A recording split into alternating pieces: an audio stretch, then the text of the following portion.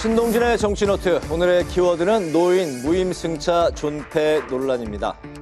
이준석 개혁신당 대표가 65세 이상 지하철 무임승차 폐지를 선거 공약으로 내세웠습니다.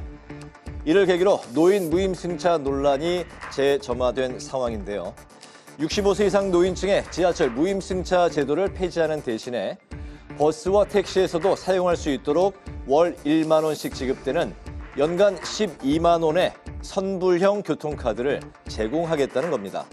논란의 중심으로 떠오른 노인 도시철도 무임승차 제도는 지난 1980년대에 최초로 도입이 됐는데요.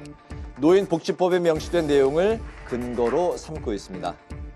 노인복지법 제26조 1항에 따르면 국가 또는 지방자치단체는 65세 이상의 자에 대해 수송시설과 고궁 및 박물관 등의 공공시설을 무료 또는 할인을 받아 이용할 수 있다고 규정하고 있습니다.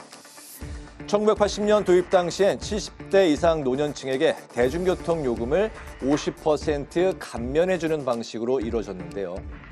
65세 연령 확대 개편을 통해 이용자가 늘어나게 됐고 1984년에 비로소 지금과 같은 완전한 무임승차 제도로 바뀌게 됐습니다. 하지만 적자 등을 이유로 무임승차 제도에 대한 반발이 커지자 버스는 무임승차 제도를 폐지하게 되고 지하철은 그대로 유지해 왔는데요. 1994년 서울지하철공사도 무임승차로 인한 운임 손실액에 대해 국고 보조를 요청하는 등 경고등이 켜지게 됐습니다. 도입 당시에는 노년층 비율이 크지 않아서 비용 부담이 적었지만 2000년 들어 노인 인구가 급격히 증가하면서 여러 문제를 만들고 있는 실정인데요.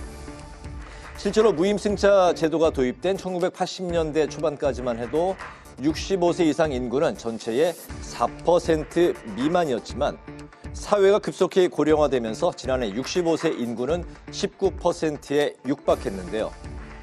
서울교통공사에 따르면 지난해 65세 이상 노년층 무임승차 인원은 총 2억 2천여만 명에 달했고 2022년에 노인 무임승차로 입은 손실금은 3,152억 원에 달하는 것으로 드러났습니다. 때문에 개혁신당에서는 무임승차로 인한 적자 누적과 공정성, 형평성을 문제 삼으며 제도 개선의 필요성을 주장하고 있는 건데요. 하지만 대한노인회는 반발하고 있습니다. 지하철도공사의 적자 문제와 노인의 무임승차는 아무런 관계가 없다는 건데요. 양측은 오늘 한 라디오 프로그램에서 격론을 벌였습니다. 각각의 주장을 들어볼까요? 무임승차 비율이 올라가면서 지하철 적자가 누적되고 있다. 공정성의 문제가 있습니다. 역세권이나 대도시권이 아닌 곳에 거주하는 노인분들은 오히려 제값 다 내고 대중교통 이용하시는 경우가 많습니다. 바우처 제도를 이용해가지고 연간 12만 원 정도의 교통 혜택을 볼 수 있게 하자. 그리고 40% 정도의 할인율을 적용받을 수 있게 하자. 지하철 적자 요인하고 노인이 무임승차하고는 상관관계가 일단 없습니다. 승객 승차 여부와 상관없이 열차는 운행이 되기 때문에 무임승차가 있더라도 실질적으로 비용이 상승하는 것이 없다. 연 12만 원 교통선불카드를 준다는데 연 12만 원이면은 한 달에 10,000원이거든요.